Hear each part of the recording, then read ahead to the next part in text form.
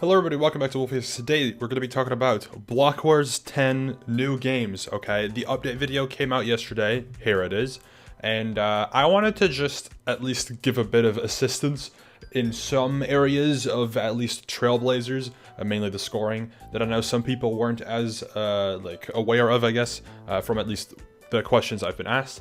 All the info is publicly available, by the way. I'm just here to squish it all together in a compact format for you to understand in case you were confused. Either way, the update video for blockwars, like I said, came out pretty much 24 hours ago. By the time this video is up, a little under 24 hours ago. Actually, before... this is why I was on the Twitter thing. Before we get into the frickin' the explanations... Watch my team today, okay? Blockwars at 2 p.m. EST, 7 p.m. GMT. My team, it's goated. Go watch it, okay? Thank you. It was really funny. Either way, Blockwars 10 update video contained two major updates, which was two new games. One being Trailblazers, which is the replacer for Move. It's a new movement game. And the other was Turf Wars, which is the replacer for Bridges, which is the new finale game. First, I'll go to the Turf Wars. One thing that I actually found out about this game that I didn't know of is that there's trick shots and you actually get rewarded for trick shots. For the rest, this game is just Turf Wars. If you don't know what Turf Wars is, I recommend going to the Blockwars channel and watching this video. I won't be dittoing everything that's in the videos because every information that you need, or like all the information that you need, is in here. So I'm sure you can figure it out. If you haven't played Turf Wars, go watch this video. Anyone who's played Turf Wars, it'll be relatively similar. However, there's power-ups and stuff. Next up, Trailblazers. Now, Trailblazers, if I let it play a little bit, Trailblazers is the new movement game replacing Move, and it has every single game mode from Move in the past divided into two sections. So you have Elytra, Parkour, and Dropper, being the other one on the red side. These are all completion-based. Now, what does completion-based mean? You have a bunch of levels, and your goal is just to finish. It doesn't matter how quickly you do it, your goal is just to finish. There's different difficulties, and if you're a more advanced player, you'll go for the higher difficulty levels. Every one of these, every red thing, every red type has 4 different difficulties, being beginner, which is the easiest, then intermediate, then advanced, and then expert.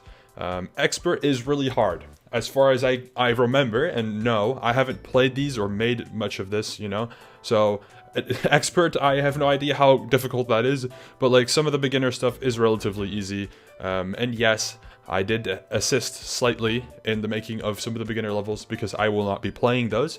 Obviously.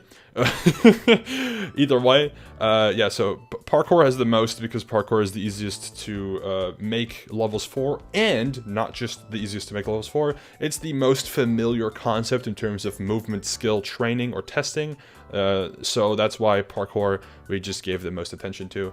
Dropper, I think, has a decent amount of stuff. Elytra, I think, has a smaller amount of stuff, but Elytra is also a little bit more niche, so that makes sense.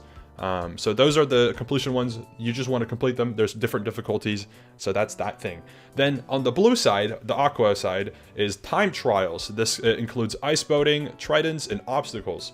The reason for this is because it is a little bit difficult to, or actually, I'll just make this hyperbolic. It's impossible to properly gauge difficulty in ice boats, tridents, and obstacles without making it too niche of a game mode. For example, tridents. The difficulty in tridents is just how far you go, right? Something has to be really far away, and then you can make it more difficult to make a jump, or however you want to call it, to launch yourself properly. The thing is, the tech to do that is very niche, and it's something that you have to know in advance to be able to do. Whereas parkour, yes, you can do setups like force momentum, etc., to do certain levels more efficiently. It's not impossible to make those levels without those types of setups. Whereas in tridenting, if you don't know how to swim and duck and sprint at the exact same time and pre-launch, and you just won't be able to do it. So that's why something like that is speed based rather than difficulty and completion based. Thus, leading to time trials having no difficulties in them. It just has multiple courses, and The difficulty, I guess, that is tested in time trials is just how quickly you can complete these levels. Every level has a like gold, silver, bronze, and standard, or I guess it has gold, silver, and bronze times as target times for you to go for. And it really comes down to, are you good at these like movement types? Because I will recommend to anyone, if there's any players here, I'll probably make an announcement to the players as well. I would highly recommend to not go to time trials if you're not good at any of those three things. It's a waste of your time to go there if you're not good at it. For anyone who's not good at movement, please stick to the red side. The aqua side is going to be a waste of your time, genuinely. So you want to go to the red side. Also means that there are some good points. There's still some good points to gain on the aqua side. It just plays more into a niche skill, obviously. I think that covers the explanation there. God damn! Mario Galaxy music is so loud. Anyways, I think that covers that. Then I'm gonna let this play in the meantime. Points. I'll pull this up as follows. 1 second. Let me get this tab sorted. Here's points. Now, points are based on cookies. So the reason for this is because we wanted to implement a team, partial team split. And also because we wanted to make balancing easier, because every single game is going to have different values, etc. Where with balancing, what we had to do is, a lot of these things had like, oh, a cookie value here, blah, blah, blah, whatever, and we had to like balance a bunch of stuff. It's way easier to just to change this multiplier down below, I guess, or the conversion rate. It's way easier to change the conversion rate than to change every single tiny little bit of, point value. Either way, the way this game works is every single completion, no matter the difficulty, gives you a certain amount of cookies. Now, all of that is displayed here. So, beginner, you will get +1 cookie per checkpoint you reach, and every game has, or every parkour level or stage, whatever you want to call it, has 2 checkpoints. So, and then for finishing the final part of the course, or just completing the course, you get +3, which means for a beginner level you will get a total of 5, because you'll get 2 checkpoints, and then you'll get the completion, which is the +3, so that combines to 5, which means that the advanced would give you 10, because it's 2 + 2 + 6, and the next one would give you 20, because it's 4 + 4 + 12, and the next one would give you 30, which is 6 + 6 + 18. If that makes sense. So that is parkour. Elytra, similar thing. I'm pretty sure Elytra has the same amount of checkpoints. However, there is less of Elytra, and Elytra is also a bit more of a niche skill. So it rewards a little bit more points. So if you are good at the game, a good Minecrafter, for example, like a Feinberg, you should play Elytra. Because if you're good at it, you'll get a good amount of points. And then Dropper doesn't have checkpoints, so the values are a little bit higher. But Dropper is very quick, which is why overall, compared to like parkour, etc., they're lower numbers, but you get them way faster because it's just easier. Or not easier, it's because you can finish a Dropper, hypothetically, in 3 seconds, because you just jump, and if you do it right immediately, in 3 seconds, you could gain like 15 cookies, which is insane. Compared to like this, there's no shot. So, either way, so that's completion. Time trials is different. So, hold up. Oh yeah, okay. Sorry, I had to rethink what was happening. Time trials is cumulative. Now, how does cumulative works? If you haven't reached that point in math class yet, because I don't know how soon you learn about that. Cumulative means that it keeps adding onto the same thing. So, for example, in time trials, on your first attempt, if you reach silver, so this is silver, right? Which is the third most difficult, I guess. If you reach silver on your first attempt, you cumulatively, I don't know if I said that right, get the points from the standard finish, plus the bronze finish, plus the silver finish, which is the 24 total. That's if you have not gained any cookies before, that is what you would get.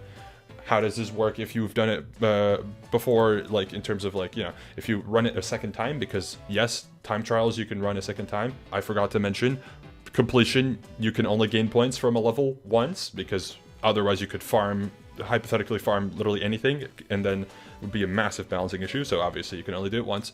And then yeah, time trials, you can run it as many times as you want, and for every extra completion in a quicker time, you'll gain bonus points, which is why time trials time trials for the most part is the game you can get the most points in, because it requires you to be very like, you know, you have to adjust to it, and if you first try it, you get a bunch of points. Also, these courses are a little bit longer. This is also, I mean, that's why, like, you know, ice boats and tridents and stuff are like 40 points for gold if you somehow do it in your first try. Obstacles is a bit lower because I think from testing it was said that obstacles is slightly easier. It's also a little bit more difficult to adjust like thingy for difficult or speed requirements, which I guess is a difficulty for.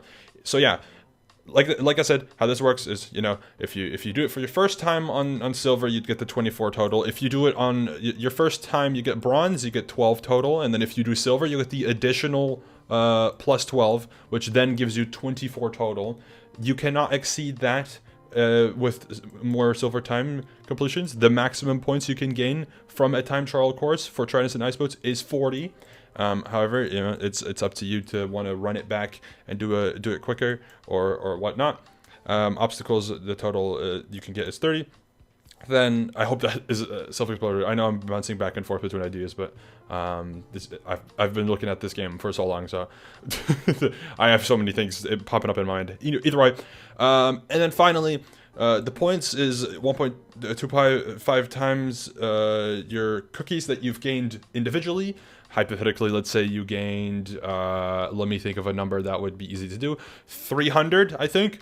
1.25 times 300, I think, is 375. So you would get 375 from your individual. Let's say the total cookies that your team gained is like 1,000. Then you would get that multiplied, or for your team bonus, what would happen is you would get the 1,000 times 0.5. So you get a 50 extra points. That's how it works. So then your total points would be 425. Does that make sense? I don't know. I had to do the math real quick in my head. So that's the points. Is it complicated? Yes. Did it have to be complicated? Yes. Because if it wasn't complicated, the game would have been not balanced. So now it's balanced, at least somewhat. So I hope that makes sense. Also, when I was talking to Shane, hypothetically, or not hypothetically, coincidentally, he was asking about where you can see the time trials. Look above your health bar on the hotbar. You see a little trophy with a 50. Now, one thing that is confusing that I don't know the answer to is that it says 50 as a goal, and then this person does it in 40 point something, and then they don't get the 50. Don't know how that works, but I guess we'll find out. I have no idea. Either way, thank you for watching. I hope that simplifies things a little bit, maybe, or explains it a little bit, because I don't think the points were explained, because that's a long process usually. So hopefully that makes a bit more sense. Yet again, reminder, my team, me, Sleepy, Super TF, Rainho, Booster, 7 p.m. GMT, 2 p.m. EST, today, January 20th. Go watch. If you're watching this video later, the VOD will probably, hopefully be up on Sunday. So yeah, thank you for watching. I see you later. See you in Blockwars. Goodbye.